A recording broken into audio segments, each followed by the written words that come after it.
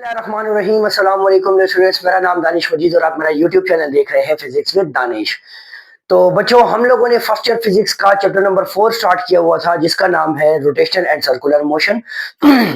और आज हम इस चैप्टर का एक टॉपिक डिस्कस करने वाले हैं जिसका नाम है बेंडिंग ऑफ रोड्स। ठीक हो गया।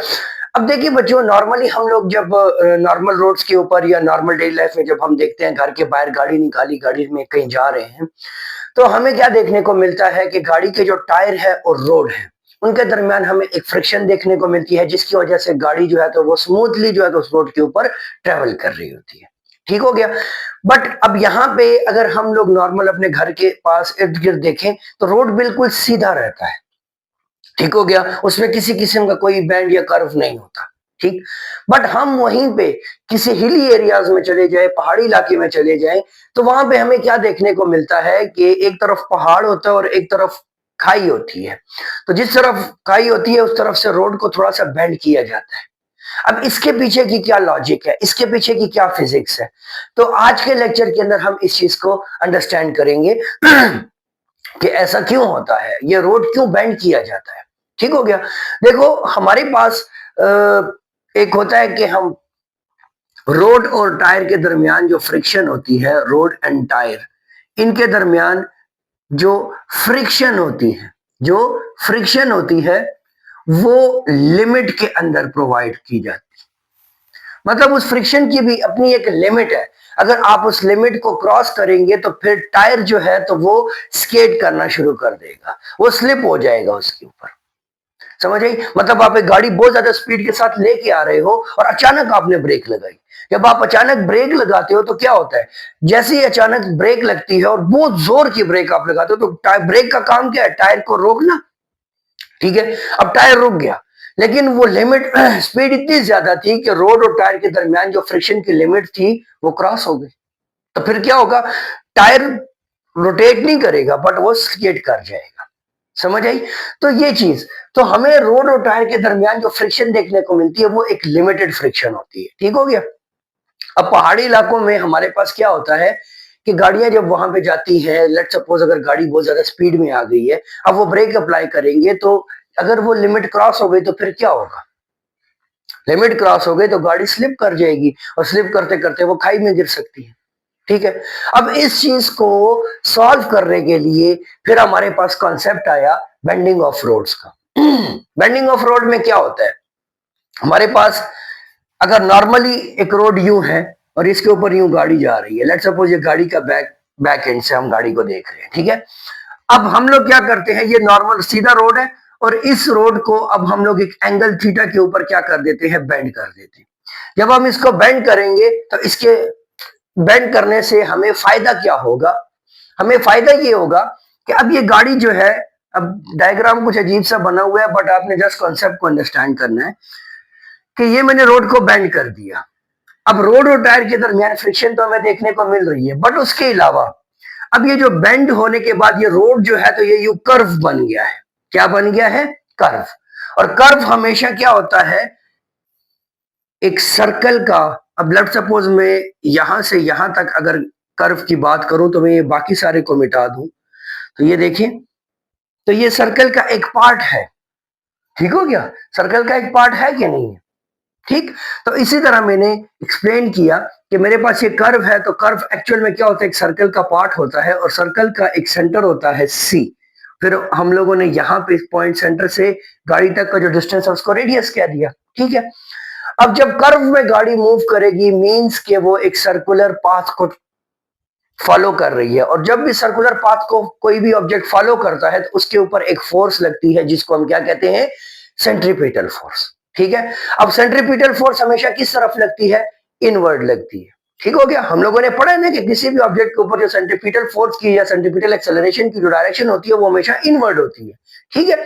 तो अब ये गाड़ी के जैसे इस कर्व पाथ को फॉलो करेगी तो इसके ऊपर एक सेंट्रीपिटल फोर्स भी लगने लग जाएगी, एक्ट करने लग जाएगी इस डायरेक्शन में। ठीक है। जो कि इसको सेंटर पॉइंट की तरफ खींचेगी। अब यहां पे इस गाड़ी के ऊपर टू फोर्सेस लग रही हैं, एक फ्रिक्शन फोर्स जो कि रोड और टायर के दरमियान में है, दूसरी सेंट्रीपिटल फोर्स जो कि उसको सेंटर पॉइंट की तरफ खींच रही है। इसीलिए मैंने शुरू में आपको क्या कहा कि जो रोड कर्व होता है वो खाई की तरफ से ऊपर होता है, पहाड़ वाली साइड से नीचे होता है। तो इससे मतलब कि कर्व यूं बन गया, मतलब अब कर्व जो है तो वो सर्कल का पाथ है और इसका सेंटर किस तरफ आ गया, पहाड़ वाली साइड पे। अब इस गाड़ी के ऊपर सेंटर की तरफ एक फोर्स लगेगी जिसको हम सेंट्रीपिटल फोर्स कहते हैं।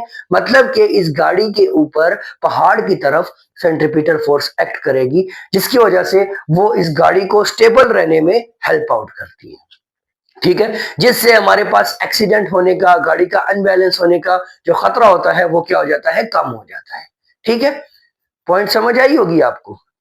अच्छा, अब हम लोगों ने आज के टॉपिक में उस जो बेंडिंग ऑफ रोड के दौरान जो फोर्स एक्ट करती है, या हम लोग देखेंगे कि हमारे पास एंगल कितना चाहिए होता है। हम एक इक्वेशन डिराइव करेंगे आज के इस लेक्चर के अंदर, जिसमें हमारे पास एंगल और वेलोसिटी के दरमियान का रिलेशन देखेंगे हम लोग। ठीक है, मतलब कि अगर मैंने बेंडिंग ऑफ रोड कर दी है, रोड को बेंड कर दिया है, बट अब ऐसा नहीं है कि अब आप 120 की स्पीड पे आए और इस पे रोटेट कर जाएंगे, नहीं। अब इस जितने एंगल के ऊपर हम रोड को बेंड करेंगे ना, उस हर एक एंगल की अपनी एक लिमिट होती है, स्पीड। ठीक हो गया। तो आपको इसीलिए पहाड़ी इलाकों में जब आप जाते हैं तो 40 या 50 की बोर्ड लगी होती है कि इससे ज्यादा स्पीड में ना जाए। क्यों? क्योंकि वो एक लिमिट होती है, उससे ज्यादा स्पीड से आप जाएंगे, टर्न करेंगे, वहां पे भी खतरा है कि गाड़ी अनकंट्रोल होके खाई में गिर सकती है। ठीक हो गया। तो इस वजह से इसकी भी अब हमारे पास एक लिमिट है, और आज के लेक्चर में हम वही एक इक्वेशन डिराइव करेंगे जिसके लिए हमें पता चलेगा कि किस एंगल के ऊपर स्पीड लिमिट कितनी होनी चाहिए, या हम कितनी स्पीड के लिए हम रोड को कितने एंगल पे बेंड करेंगे। पॉइंट उम्मीद करता हूं पॉइंट समझ आ रहे होंगे। तो अब देखिए, मेरे पास ये गाड़ी है जो कि क्या कर रही है, इस कर्व पाथ के ऊपर मूव कर रही है। ठीक है, अब यहां पे देखें, इनिशियली अगर गाड़ी की हम बात करें, नॉर्मल रोड के ऊपर भी हम बात करें, तो इसके ऊपर एक अपवर्ड डायरेक्शन में फोर्स लग रही है और एक डाउनवर्ड डायरेक्शन में फोर्स लग रही होती है। ठीक है, यहाँ पे जो फोर्स है वो इसकी वेट फोर्स है जो कि है mg, और एक्शन का रिएक्शन फोर्स होती है, इसको हम नॉर्मल से रिप्रेजेंट कर देते हैं। ठीक हो गया। अब देखें तो मेरे पास अगर ये रोड अब एक एंगल के ऊपर बेंड हो जाता है, जब एंगल के ऊपर बेंड हो जाएगा तो होना क्या चाहिए, वेट फोर्स डाउनवर्ड है, नॉर्मल फोर्स क्या है, अपवर्ड है। बट जब बेंडिंग हो जाती है तो वेट फोर्स तो डाउनवर्ड ही है, बट अब नॉर्मल टू द सरफेस जो है, जिसको बिल्कुल स्ट्रेट होना चाहिए था, अब वो एक एंगल के ऊपर चला गया है। ठीक हो गया। अब वो क्या हो गया, एक एंगल के ऊपर नॉर्मल अब बन रहा है। तो अब हमारे पास यहाँ पे देखें तो एंगल थीटा बन रहा है, और नॉर्मल अब अपने दो कंपोनेंट्स में डिवाइड हो सकता है। हम नॉर्मल को उसके दो कंपोनेंट्स में डिवाइड कर देंगे। ठीक है, एक कंपोनेंट उसका ये बन जाएगा जो कि y कंपोनेंट कहलाएगा, और एक कंपोनेंट उसका ये बन जाएगा जो कि उसका x कंपोनेंट कहलाएगा। अब मुझे कैसे पता चला कि ये वाला y कंपोनेंट या साइन कंपोनेंट कहलाएगा और ये cos कंपोनेंट? तो देखो, एंगल के बिल्कुल सामने वाली जो साइड होती है बच्चों, उसको हम लोग साइन कंपोनेंट कहते हैं। तो ये नॉर्मल है, ठीक है, तो ये नॉर्मल का n साइन थीटा बन जाएगा, और ये नॉर्मल का n cos थीटा बन जाएगा। ठीक हो गया, दो कंपोनेंट बन गए। सही हो गया। अब देखें तो मेरे पास एक कंपोनेंट है x, ये वाला cos कंपोनेंट, ये बैलेंस हो रहा है इस mg के साथ। तो मैं क्या लिखूंगा कि n cos theta equals to mg। देख ले, ये अपवर्ड डायरेक्शन में है, वेट फोर्स डाउनवर्ड डायरेक्शन में, तो ये बैलेंस हो रहा है इसके साथ। हम इसको इक्वेशन 1 का नाम दे देंगे। सही हो गया। अब यहां पे जो n साइन थीटा वाला कंपोनेंट है, ये वाला कंपोनेंट जो कि सेंटर की तरफ फोर्स लगा रहा है, इसको बैलेंस करने के लिए इस डायरेक्शन में हमारे पास कोई फोर्स नहीं है, कोई दूसरी एक्शन रिएक्शन फोर्स नहीं है। देखिए जरा, हमारे पास नॉर्मल का जो कॉस कंपोनेंट है उसको तो वेट कंपोनेंट बैलेंस कर रहा है, बट इसका ये जो साइन कंपोनेंट है, इसको बैलेंस करने के लिए उस तरफ कोई भी कंपोनेंट हमारे पास मौजूद नहीं है।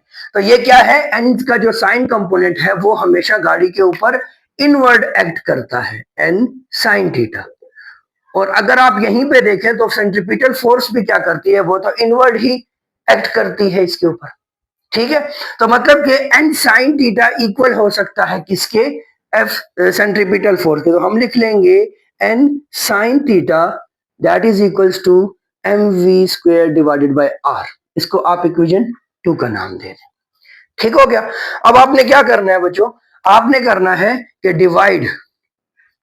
डिवाइड कर देते हैं इक्वेशन 3 को बाय इक्वेशन 2। इक्वेशन 3 को इक्वेशन 2 से डिवाइड कर देते हैं तो हमारे पास क्या बनेगा, N cos theta divided by N sine theta equals to, ऊपर आ जाएगा एम जी और divided by M V square divided by R. Sorry मैं गलत हो गया।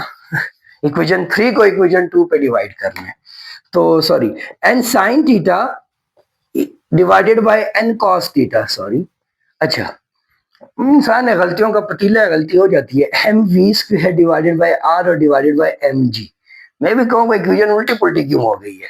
अच्छा, अब यहाँ पे देखिए बच्चों, मेरे पास ये n और n कैंसिल हो जाएगा, यहाँ से m और m कैंसिल हो जाएगा और ये g आके ऊपर मल्टीप्लाई हो जाएगा। ठीक है, तो यहाँ से मेरे पास इक्वेशन क्या निकल के आएगी, हमारे पास आएगा जी यहाँ से sine theta divided by cos theta equals to V square divided by R ji.